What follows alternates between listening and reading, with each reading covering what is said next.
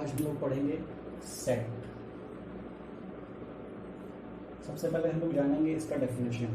Set का definition क्या है? सेट क्या है?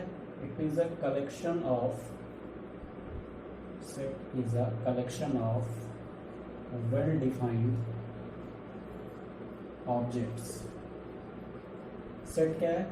Set is a well defined collection of object. अभी सेट का मतलब क्या होता है कि किसी भी चीज़ का एक कलेक्शन क्रिएट करना। जैसे हम लोग बोल सकते हैं कि make a set of vegetables, तो जितने भी वेजिटेबल है वो आएंगे। Make the set of fruits, make a set of your friends. But इसमें एक वर्ड जो यूज़ किया गया है that is the object should be well defined. इसका मतलब क्या है? वेल डिफाइंड बोलने से मतलब है इसका कि जैसे अगर हम आपको वो एक क्वेश्चन दे दें कि भाई create make a set of vegetables which taste good to all, मतलब आपको वैसे वेजिटेबल का सेट क्रिएट करना है जो सबको अच्छा लगता हो, but it is not possible. ऐसा पॉसिबल नहीं है कि आप कोई भी एक सब्जी हो जो सबको अच्छी लगती हो। अगर एक आदमी को अच्छी लग रही है तो दूसरे को अच्छी नहीं लग सकती है वो, तो हम उसमें सेट क्रिएट नहीं कर पाएंगे। वेल डिफाइंड किसको कहते हैं? जैसे सेट ऑफ नेचुरल नंबर, क्योंकि हमें पता है नेचुरल नंबर डिफाइंड है कैसे, 1 से लेके 1 2 3 4 5 6 इनफाइनाइट तक जाएगा, ये सबके लिए सेम है। तो इसलिए set of natural number is possible.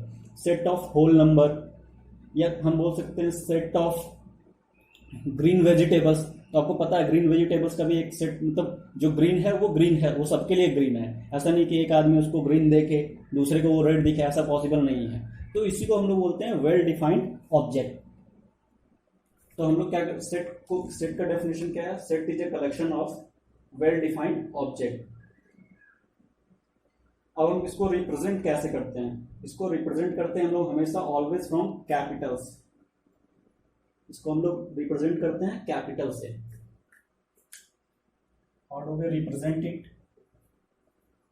It is represented by capital letters ABCD, something like that, and it is always used in curly bracket. We never use small bracket or square bracket. हम लोग set के लिए हमेशा क्या use करते हैं? Curly bracket use करते हैं। हम लोग कभी भी इसके लिए स्क्वायर ब्रैकेट और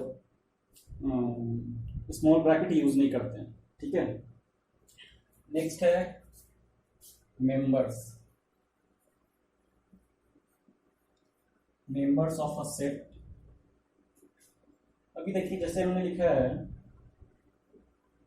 सेट ऑफ ऑड नंबर्स, तो अभी इसमें क्या क्या आ जाएगा? ऑड नंबर क्या क्या होते हैं हमारे, जो which is not divisible by 2, that means 1 3 5 7 9।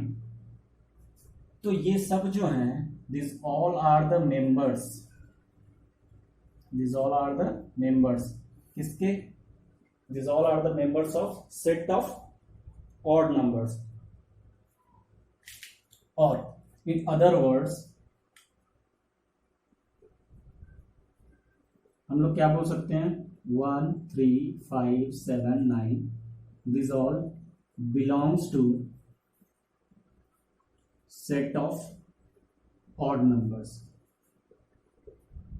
दो तरीके से बोल सकते हैं कि 1 3 5 7 9 are the members of set of odd number, और 1 3 5 7 9 belongs to set of odd number. तो हम लोग जो ये बिलोंग्स है इसको हम मैथमेटिकली कैसे लिखते हैं? इस तरीके से, this is belongs to, and if it is crossed it is not belongs to, ठीक है। तो हम लोग कैसे यूज करते हैं सिंबल को? या तो हम बोल सकते हैं कि वो उस पर्टिकुलर सेट का मेंबर है, या तो फिर वो उस पर्टिकुलर सेट को बिलोंग करता है। तो बिलोंग का हम लोग सिंबल कैसा यूज करते हैं? सिमिलर टू ई। चलिए, आई होप यहां तक आप लोग को समझ में आया होगा। आप लोग यहां तक नोट कर लीजिए। नेक्स्ट क्या है? Representation of set. तो सेट को रिप्रेजेंट करने का बहुत सारा मेथड है। जो आपको मेनली है वो है डिस्क्रिप्टिव मेथड।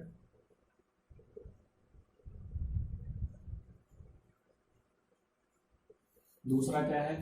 दूसरा बोलते हैं इसको हम रोस्टर मेथड। रोस्टर मेथड, या इसी को बोला जाता है टेबुलर मेथड। इसी को टेबुलर फॉर्म भी बोलते हैं, टेबुलर मेथड। अब देखिए डिस्क्रिप्टिव मेथड क्या है? डिस्क्रिप्टिव मेथड में क्या है, हम सेट को रिप्रेजेंट करते हैं by describing it clearly and carefully in words. इसमें क्या करते हैं हम लोग, डिस्क्राइब इन वर्ड्स, हम लोग इसमें वर्ड्स में डिस्क्राइब करते हैं। जैसे देखिए एक सेट है जिसका नाम है ए, ये किसका सेट है, तो हम इसको लिख देंगे the set of all English alphabet. Set कौन सा है, सेट का नेम है A, it is the name of set. और इस सेट के अंदर क्या क्या है, तो 10, ये किसका सेट है, इंग्लिश अल्फाबेट, जितने भी इंग्लिश अल्फाबेट है इसके सारे ये सेट में आएंगे। अब अगर हम इसको रोस्टर मेथड में लिखेंगे, तो रोस्टर मेथड में हम लोग क्या करते हैं, हम लोग इसमें क्या करते हैं कि इसमें जो उसके एलिमेंट्स होते हैं, जो एलिमेंट्स होते हैं are separated by commas. Elements को हम किससे सेपरेट करते हैं, कॉमा को। और इसको कैसे लिखेंगे, set A, we will use curly bracket and we will start A B C D E up to Z. तो ये क्या हो गया, यहाँ पे क्या था, हमने इसको वर्ड्स में लिखा था डिस्क्रिप्टिव फॉर्म कि सेट ए जो है, सेट ए क्या है, set of all English alphabet. और यहाँ पे हम लोग क्या लिखेंगे, इसको हम लिखेंगे रोस्टर फॉर्म में या टेबलर फॉर्म में। तो कैसे लिखेंगे कि एक सेट है ए जो किसके है, उसमें आप देखिए कर्ली ब्रैकेट, और उसमें क्या है, सारे इंग्लिश अल्फाबेट्स आएंगे। तो ये दोनों मेथड है एक सेट को रिप्रेजेंट करने का, जिसमें हम लोग मोस्टली ये वाला यूज करते हैं, it is mostly used. Tabular method is mostly used.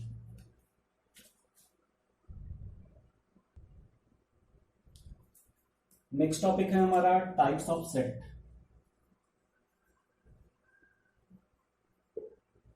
सबसे फर्स्ट फाइनाइट सेट। आपको पता है फाइनाइट का मतलब क्या है, फाइनाइट का मतलब क्या है, which comes to end, which comes to and.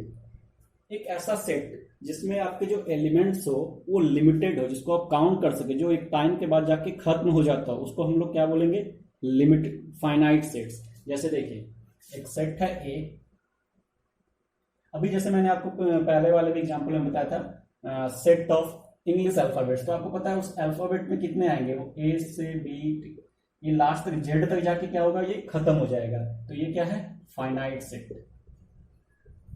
या फिर अगर हम इसको ऐसे लिखें 1 2 3 4 5, अभी क्या है इस सेट में कितने हैं, ये 5 तक जाके खत्म हो गया, ये भी क्या है, फाइनाइट सेट। लेकिन अगर मैं इसको ऐसे लिख दूं ए द सेट ऑफ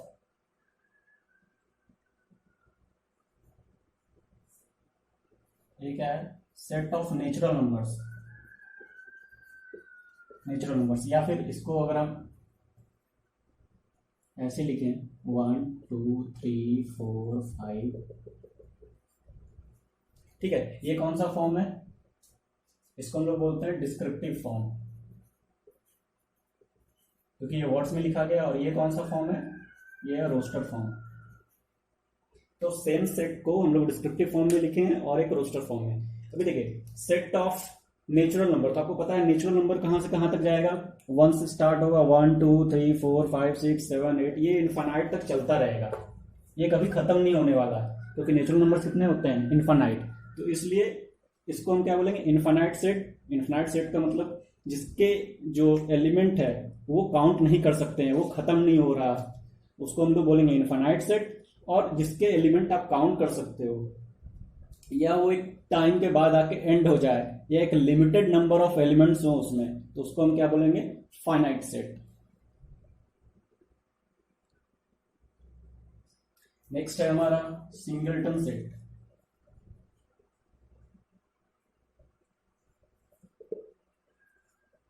ये हमारा थर्ड टाइप ऑफ सेट है, सिंगलटन सेट। जैसे आपको नाम में ही दिख रहा है सिंगल, क्या है, सिंगल। इसका हम सिंगलटन सेट को ऐसे सेट को बोलते हैं, set having only one member और एलिमेंट। मतलब एक ऐसा सेट जिसमें सिर्फ एक ही मेंबर हो, या फिर एक ही एलिमेंट हो, उसको हम क्या बोलेंगे, सिंगलटन सेट। क्यों? क्योंकि उसमें सिर्फ सिंगल मेंबर है। जैसे इसमें कितने मेंबर है, set A having one member that is 2, तो ये क्या है आपका, ये है सिंगलटन सेट। इसमें एक चीज और, ये भी क्या है आपका, जीरो इज ऑल्सो एलिमेंट। आप इसको ऐसा नहीं बोल सकते वो कुछ भी नहीं है, जीरो इज ऑल्सो एलिमेंट, तो ये भी सेट कैसा रहेगा, ये सिंगलटन सेट होगा। अभी अगर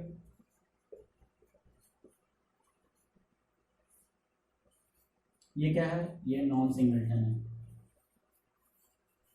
क्यों? क्योंकि इसमें मोर देन वन एलिमेंट है, तो इसको हम लोग क्या बोलेंगे, ये सिंगलटन सेट नहीं है। और जिसमें वन एलिमेंट रहेगा उसको हम क्या बोलेंगे, सिंगलटन सेट। नेक्स्ट है हमारा एम्प्टी सेट। अब यहां पे भी आपको देखिए नाम से रिफ्लेक्ट हो रहा है, एम्प्टी सेट का मतलब क्या होगा, having no element, having no element मतलब एक ऐसा सेट जिसमें कोई भी एलिमेंट नहीं हो, उसको हम क्या बोलेंगे, एम्प्टी सेट। जैसे कि ये क्या है, इसके अंदर कोई भी एलिमेंट नहीं है, तो इसको हम क्या बोलेंगे, एम्प्टी सेट, एम्प्टी सेट। तो इसका एक दूसरा मेथड भी है रिप्रेजेंट करने का। कैसे? जो एम्प्टी सेट होता है उसको हम लोग क्या करते हैं, ये फाइव से डिनोट कर देते हैं। ठीक है, अगर आप इस तरीके से रिप्रेजेंट नहीं कर सकते तो ये मेथड हम लोग यूज करेंगे। दोनों मेथड है उसको रिप्रेजेंट करने का, एम्प्टी सेट को। ठीक है, अब क्योंकि आपको पता है कि एक ही एम्प्टी सेट हो सकता है, एम्प्टी सेट तो बहुत सारे हो नहीं सकते, क्योंकि एम्प्टी मतलब क्या है, खाली, खाली मतलब एक ही जैसा रहेगा वो हमेशा। तो इसको कभी कभी the empty set, sometimes it is also known as the empty set और नल सेट। नल का मतलब भी क्या होता है, नथिंग। इसका मतलब जिसमें कुछ भी एलिमेंट नहीं रहेगा उसको हम लोग क्या बोलेंगे, एम्प्टी सेट। नेक्स्ट टॉपिक है हमारा कार्डियल नंबर। कार्डियल नंबर हम किसको को बोलते हैं, number of elements present in a set is called cardinal number of that set। इसको हम लोग क्या बोलते हैं, cardinal number of that set। अभी आप लोग बताइए कि जो कार्डियल नंबर है वो किसका होगा, ये इनफाइनाइट सेट का पॉसिबल है कभी? Cardinal number can not be find for infinite set. क्यों? क्योंकि इनफाइनाइट सेट में आप काउंट ही नहीं कर सकते ना कितने एलिमेंट्स है, तो आप कैसे बताएंगे कि उसका कार्डियल नंबर क्या है। तो कार्डियल नंबर जो है वो हमेशा किसके लिए होगा, cardinal number is always for finite set. Cardinal number किसके लिए होता है, always for finite set and not for infinite set, not for infinite set. Cardinal number जो है हमेशा फाइनाइट सेट के लिए होगा, कभी भी हम लोग इसको इनफाइनाइट सेट के लिए फाइंड नहीं कर सकते हैं। क्यों? क्योंकि इनफाइनाइट सेट में नंबर ऑफ एलिमेंट्स होते हैं वो इनफाइनाइट होते हैं, आप उसको काउंट नहीं कर सकते हैं। ठीक है, अभी एक एग्जांपल इसका देख लेंगे। ठीक है, जैसे एक सेट है ए इज इक्वल टू 0 1 3 5। ठीक, अभी देखिए इसका कार्डियल नंबर जो है वो इसमें कितने एलिमेंट्स है, 4 एलिमेंट्स इसको बोलते हैं ना, जो आपका ब्रैकेट के अंदर होता है। तो इसमें कितने हैं, 1 2 3 4, यानी इसका कार्डियल नंबर कितना होगा,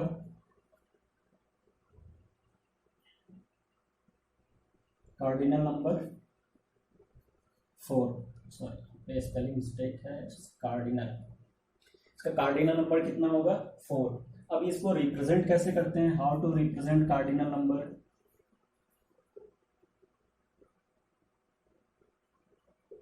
इसको हम लोग रिप्रेजेंट करेंगे n of A is equal to 4। इसको हम लोग यूज करते हैं, ये है कार्डिनल नंबर। मतलब एन ऑफ ए का मतलब क्या है, number of elements present in set A. इसको अगर आप इसको डिस्क्रिप्टिव लिखेंगे तो क्या आएगा ये, number of elements present in set A. तो number of elements present in set A, इसको हम लोग क्या बोलते हैं, cardinal number of given set. ठीक है, एक और एग्जांपल हम लोग देखेंगे।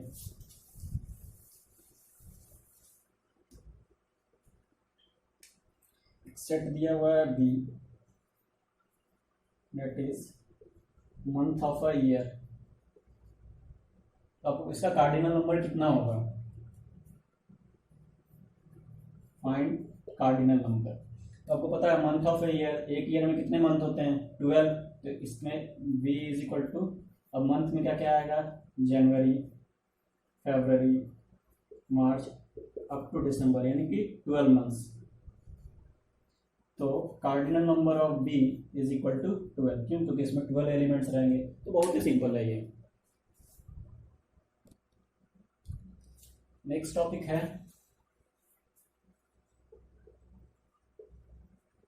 Equivalent set. इक्विवेलेंट सेट क्या होता है, set having same cardinal number. दो सेट जिसका कार्डिनल नंबर सेम हो उसको हम लोग क्या बोलेंगे, इक्विवेलेंट सेट। जैसे देखिए, एक सेट है ए, इसके एलिमेंट्स हैं ए बी सी टी। एक दूसरा सेट है बी, जिसके एलिमेंट्स हैं पी क्यू आर एस। देखिए इसका कार्डिनल नंबर कितना होगा, n of A is equal to cardinal number कितना, 4, क्योंकि इसमें कितने हैं, 4 एलिमेंट्स है। सेम इसमें cardinal number of B, number of elements in B कितने, 1 2 3 4, ये 4। क्योंकि दोनों का कार्डिनल नंबर क्या है, इक्वल है, तो ए एंड बी क्या होंगे, आपस में इक्विवेलेंट सेट होंगे। A is equivalent set of B, A और बी क्या होगा, इक्विवेलेंट सेट होगा।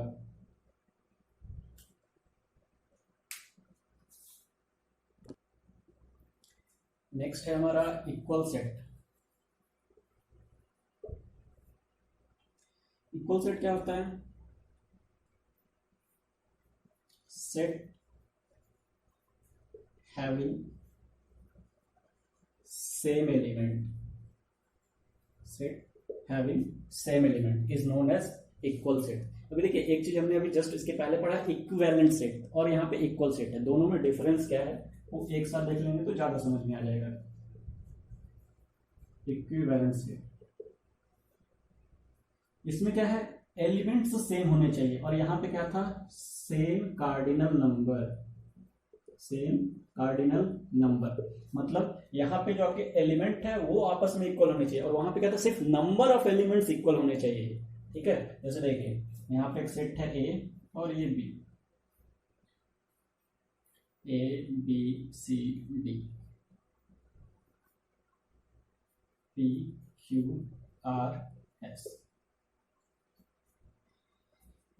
अभी ये दोनों सेट इक्विवेलेंट है, कैसे, आप देखिए cardinal number of A is equal to 4, cardinal number of B is equal to 4, क्यों, क्योंकि नंबर ऑफ एलिमेंट दोनों में कितने हैं, 4 4।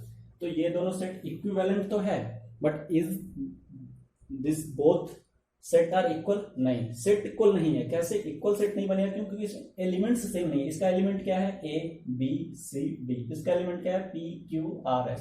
तो इसलिए ये दोनों सेट इक्वल नहीं होगा। ठीक है, अभी देखें, A is equal to 1 2 3 and B is equal to 3 1 2।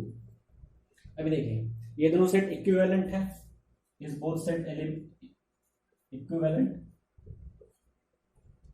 तो बिल्कुल ये दोनों सेट इक्विवेलेंट होगा, क्यों, क्योंकि दोनों में नंबर ऑफ एलिमेंट्स कितने हैं, 3। ये सेट इक्विवेलेंट तो है, बट क्या ये इक्वल भी है, तो जी हाँ ये इक्वल भी है। कैसे, अभी देखिए इसमें क्या एलिमेंट है, 1, तो इसमें भी 1 है।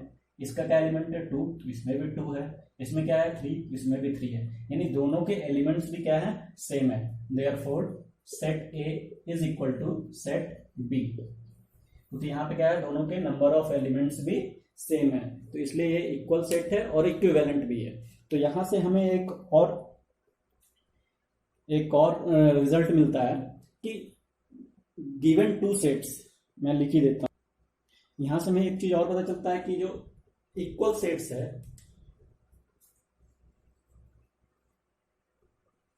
Equal sets are always equivalent set, but equivalent set may not be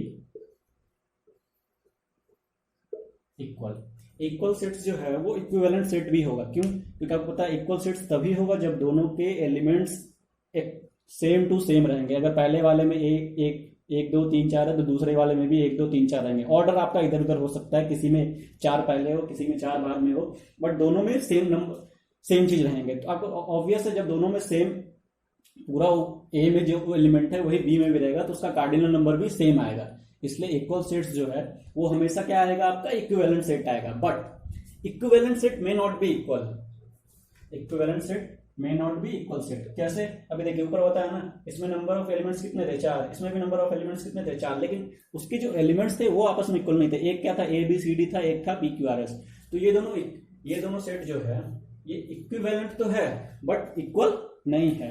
तो यहां से हमें एक और रिजल्ट क्या पता चलता है, बहुत ही इंपॉर्टेंट, इक्वल सेट्स जो है वो हमेशा इक्विवेलेंट होते हैं, बट इक्विवेलेंट सेट हमेशा इक्वल नहीं होगा। हो भी सकता है, नहीं भी होगा। नेक्स्ट हम लोग पढ़ेंगे union of set. Union of set, सबसे पहले देखेंगे इसका सिंबल क्या होता है। इसका सिंबल होता है यू। ये क्या है, इसका सिंबल, यूनियन ऑफ सेट। ठीक, अब यूनियन ऑफ सेट का मतलब क्या होता है कि अगर दो सेट है, set A and set B, अगर हम इन दोनों को कंबाइन करें तो एक सेट बनेगा सेट सी। इन दोनों को कंबाइन करने के बाद क्या बनेगा, सेट सी। इसके अंदर क्या क्या होंगे, all elements of A and B. मतलब अगर हम ए और बी को कंबाइन करेंगे तो एक नया सेट बनेगा विच इज सेट सी, जो क्या होगा, which will comprise of all the elements of set A and set B. तो इसको हम लोग, ये जो सेट सी है इसको कैसे लिखेंगे, set C is A union B. अगर हम ए और बी दोनों का यूनियन करेंगे तो क्या मिलेगा, सेट सी। ठीक है, चलिए अभी इसको एग्जांपल से देखेंगे तो ज्यादा अच्छी तरीके से समझ में आएगा। चलिए अभी देखेंगे, हमारे पास दो सेट है, A which comprise of four elements 1 2 3 and 4, और दूसरा सेट है बी 3 4 5 6। ठीक है, अभी हमको क्या करना है, we have to find A union B. हमको ए यूनियन बी फाइंड करना है। तो आपको अभी जैसे मैंने बताया था कि ए यूनियन का मतलब क्या होता है, जो दोनों को मिलाना है। यूनियन का मतलब क्या होता है, आप नॉर्मली सोचेंगे यूनियन का मतलब क्या होता है, किसी भी दो चीज को मिलाना। तो अभी देखिए, अब हमको यहाँ पे लिखना है, यहाँ पे हम वैसा एलिमेंट लिखेंगे जिससे ये दोनों, जो इन दोनों में प्रेजेंट है। अभी देखिए 1 2 3, 1 इसमें है तो 1 लिख देंगे, 2 इसमें है 2 लिखेंगे, 3 इसमें भी है तो 3 तो लिखेंगे, 4 इसमें है इसमें भी है 4 लिखेंगे, फिर 5 इसमें है तो 5 लिखेंगे, 6। मतलब इन दोनों को मिला के इसमें लिख देना है। तो ये क्या हो जाएगा हमारा ए यूनियन बी। अब यहीं से एक चीज और समझेंगे, इंटरसेक्शन। इंटरसेक्शन, इसका सिंबल क्या होता है, इसका सिंबल होता है उल्टा, यू का उल्टा। ठीक है, इंटरसेक्शन में क्या हम लिखते हैं, which is common in all set. मतलब इंटरसेक्शन में जो हमारा रिजल्ट होगा वो क्या होगा, जो दोनों सेट में कॉमन होगा। तो अगर हम A intersection B, same set है हमारा ए और बी, अगर हम ए और बी का इंटरसेक्शन निकाले तो इसमें क्या क्या आएगा। अब देखिए इसमें क्या लिखा है, जो दोनों में कॉमन होगा। ए 1 इसमें है, इसमें नहीं है तो 1 नहीं आएगा, 2 इसमें है, इसमें नहीं है तो ये नहीं आएगा, 3 इसमें भी है, इसमें भी है तो इसमें एक एलिमेंट क्या आएगा 3, 4 इसमें है, इसमें भी है तो 4, 5 इसमें है लेकिन इसमें नहीं है तो ये नहीं लिखेंगे, 6 इसमें है लेकिन इसमें नहीं है तो नहीं लिखेंगे। यानी इंटरसेक्शन में हम लोग क्या लिखते हैं, जो दोनों में कॉमन हो, और यूनियन में हम लोग क्या लिखते हैं, दोनों में जो भी है वो सब आएगा। ठीक है।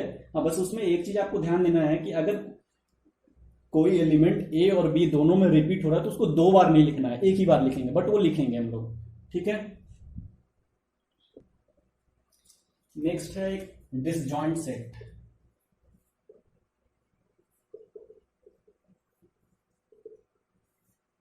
डिसजॉइंट सेट क्या होता है, two sets A and B, if A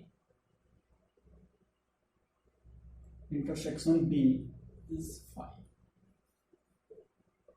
then set is disjoint। देखिए मैथमेटिकल टर्म में लिखा है, इसको समझेंगे। If set A intersection set B is 5, तो अभी देखिए इसमें तीन चीज, पहले तो इंटरसेक्शन है। इंटरसेक्शन का मतलब क्या है, इंटरसेक्शन में हम क्या लिखते हैं, विच इज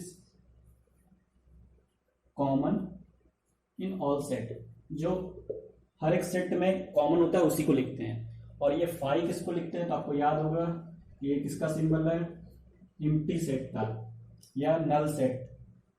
तो एम्प्टी सेट मतलब एक, अगर दो सेट ऐसा है जिसका अगर हम लोग इंटरसेक्शन करें, मतलब दो सेट ऐसा है जिसमें कुछ भी कॉमन ना हो, if two sets having no common elements then it is known as disjoint set. तो इसको हम लोग लिख लेंगे, if two sets having no common element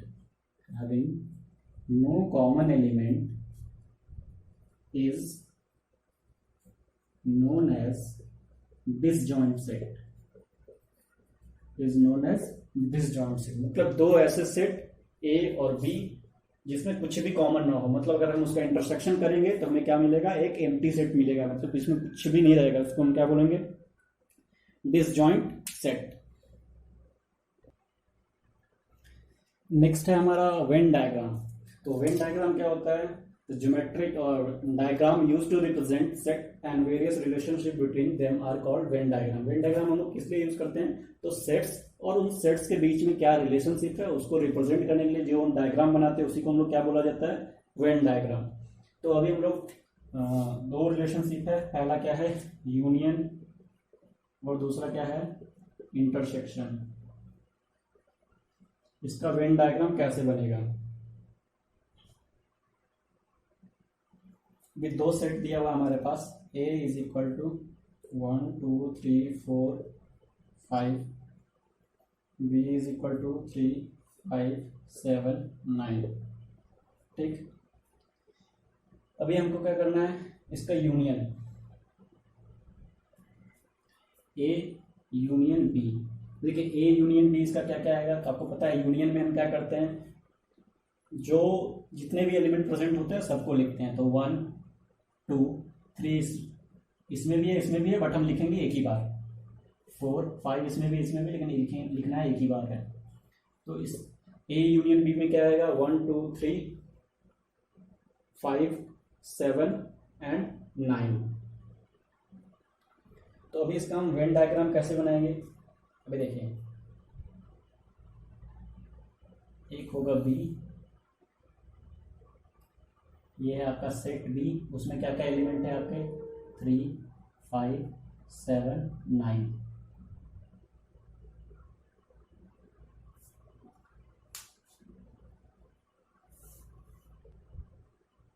ठीक है, एक दूसरा सेट है B, उसमें A है, इसमें क्या क्या है 1 2 3 4 और 5।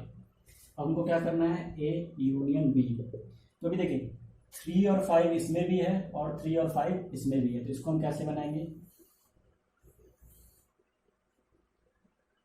इसमें है 1 2 3 4 5 और इसमें क्या क्या है 3 5 पहले से हो गया, 7 और 9। देखिए ये है सेट A और ये है सेट B। तो देखिए सेट A के एलिमेंट क्या क्या है, अब यहाँ से देखिए सेट A, तो 1 2 3 4 5 1 2 3 4 5। सेट B, तो सेट B यहाँ पे है, सेट B में क्या क्या है 3 5 7 9 3 5 7 9। तो ये क्या हो गया, इसका वेन डायग्राम हो गया, Venn diagram of A union B. अगर हम इसका वेन डायग्राम बनाएंगे तो कैसा बनेगा, ए यूनियन बी। ठीक है, नेक्स्ट देखिए हमारा एक सेट है ए 1 2 3 4 5, बी है 3 और 5। अगर हम इसका ए यूनियन बी करेंगे तो क्या क्या आएगा, 1 2 3 दोनों में है तो 3 आएगा, 4 5 दोनों में है तो 5 आएगा। अभी 7 और 9 तो नहीं है, तो 7 9 दोनों में नहीं है तो ये नहीं रहेंगे। अभी ए सेट में क्या क्या है, ए में ऑलरेडी पहले जैसा ही है 1 2 3 4 5, बी में क्या क्या है 3 और 5। तो देखिए इसका वेन डायग्राम कैसे बनेगा,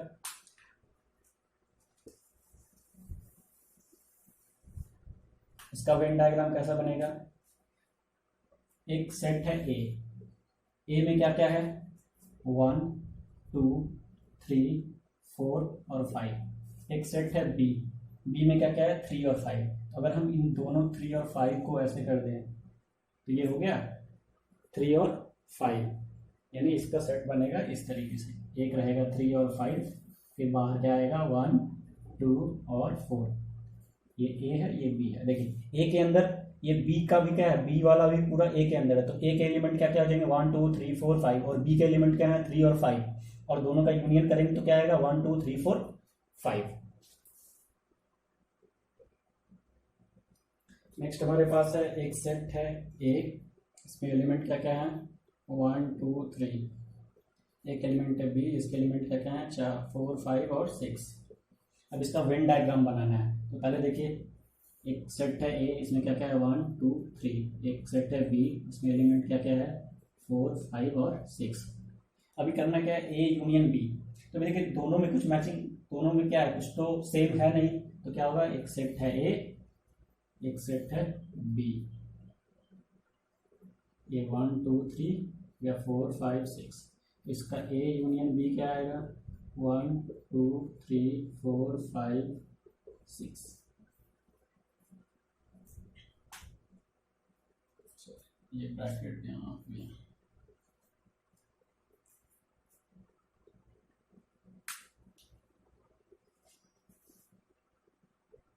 नेक्स्ट है when diagram of intersection, when diagram of intersection. Intersection का सिंबल क्या होगा, रिवर्सिव। ये हमारे पास दो सेट है ए 1 2 3 4 5, बी 3 5 7 9। अभी हमें क्या करना है ए इंटरसेक्शन बी, तो इंटरसेक्शन में हम क्या क्या लिखते हैं जो दोनों में कॉमन रहेगा, 1 इसमें है नहीं है, इसमें कॉमन क्या क्या है 3 है और 5 है, ए इंटरसेक्शन बी में क्या आएगा 5। ठीक, अभी देखिए इसका वेन डायग्राम तो सेम ही रहेगा जैसे हमने फर्स्ट का बनाया था, ऐसे एक है ए, इसमें क्या क्या है 1 2 3 4 5, एक है बी, उसमें क्या क्या है 3 5 7 9। देखिए 3 और 5 दोनों में है, तो इन दो 3 और 5 क्या आएगा दोनों के बीच में कॉमन आ जाएगा, तो इसमें क्या क्या बचा 1 2 और 4, इसमें क्या क्या बचा 7 और 9। अगर यूनियन होता तो यूनियन में सब लिखते, अगर इंटरसेक्शन है तो जो जहाँ पे दोनों सर्कल के बीच में आ रहा है वही वाला पार्ट लिखेंगे, तो दोनों के बीच में क्या आ रहा है 3 और 5, तो इंटरसेक्शन में हम वही चीज लिखते हैं जो दोनों के बीच में कॉमन हो।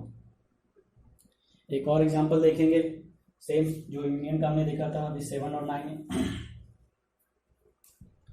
अभी एक सेट है जिसमें क्या है 1 2 3 4 5 है, और एक बी है जिसमें सिर्फ 3 और 5 है, इसका इंटरसेक्शन करेंगे तो क्या आएगा, इसका इंटरसेक्शन सिर्फ 3 और 5 आएगा। ठीक, अब इसका वेन डायग्राम कैसा बनेगा, वेन डायग्राम दोनों का सेम ही रहेगा, बस उसका जो रिजल्ट है वो अलग अलग आएगा। अभी क्या है 3 5 इसमें भी है 3 5 इसमें भी है, तो हम इसको ऐसे बनाएंगे ए और इसके अंदर बी 3 5 1 2 4।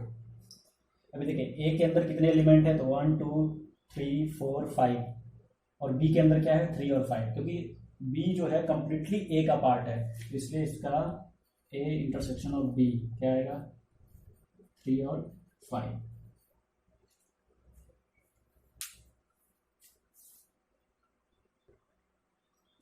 नेक्स्ट हमारे पास अगेन एक सेट है 1 2 3, बी है 4 5 6, ए इंटरसेक्शन बी, तो आप इंटरसेक्शन जब करेंगे तो क्या मिलेगा, इसमें कुछ भी कॉमन नहीं है तो 5, मतलब एम्प्टी सेट। और इसी को हम लोग क्या बोल सकते हैं, डिसजॉइंट सेट। भी बताया था ना, डिसजॉइंट सेट कैसा सेट होता है, if two sets having no common element within is known as disjoint set. अभी इन दोनों का इंटरसेक्शन करने पे क्या आएगा, कुछ भी नहीं, एम्प्टी सेट आएगा, तो इसको हम क्या बोलेंगे, it's A and B are disjoint set. इसका वेन डायग्राम कैसा बनेगा, ये रहेगा ए 1 2 3, ये है बी, ये क्या आएगा 4 5 6, दोनों के बीच में कुछ भी कॉमन है नहीं है, तो इसका जो A intersection of B is equal to empty set. अगर हम इसका यूनियन करेंगे तो यूनियन में क्या लिखना है, सब लिखना है, तो क्या आएगा 1 2 3 4 5 6। ठीक है, तो आज हम लोग यहीं तक रखते हैं। आई होप आप लोग को समझ में आया होगा। आपको जो नहीं समझ में आया आप बता सकते हैं, हम फिर से इसको एक्सप्लेन कर देंगे। Thank you.